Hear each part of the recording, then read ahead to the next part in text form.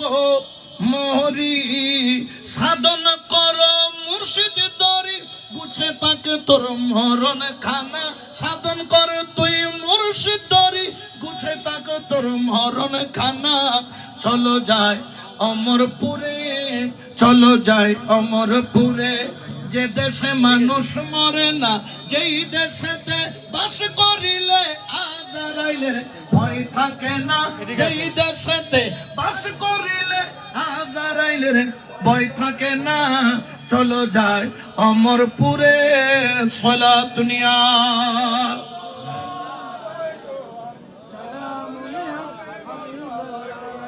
আর একটু মহব্বতে পড়েন সালাত নিয়া।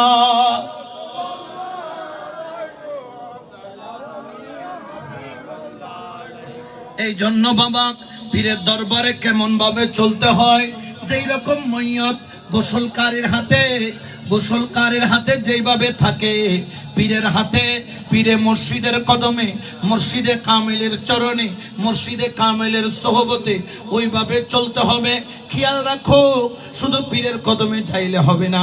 বড় বড় শেখের তরিকতগণ বলেন মুর্শিদের সামনে কেমন ভাবে বসা, মুর্শিদের সামনে আদবের সাথে বসা, আদবের সাথে কথা বলা, চোখের আদব, নাকের আদব, জবানের আদব, হাতের আদব, পায়ের আদব। কারণ মাইজ ভান্ডারীর এই তরিকার মূল মন্ত্র হলো আদব আর প্রেম ছাড়া নিয়ামত পাওয়ার কোন রাস্তা, জোরে বলেন না কোন রাস্তা। আদব যদি থাকে মাইজ ভান্ডারীর তরিকায় তোমার দাম আছে, প্রেম যদি থাকে তোমার দাম আছে। এখানে প্রেম আর আদব হলো সিলেবাসের প্রথম সূত্র। এই সূত্র ছাড়া এই তরিকার মধ্যে প্রবেশ করা যায় না। শুধু এই সিলেবাসের মূল সূত্র নয়, শরীয়ত বলেন, তরিকত বলেন, হাকিকত বলেন, মারেফত বলেন, এগুলার মূল সূত্রই হলো প্রেম আর আদব। নামাজ আদব আর প্রেম দিয়ে আদায় করলেন।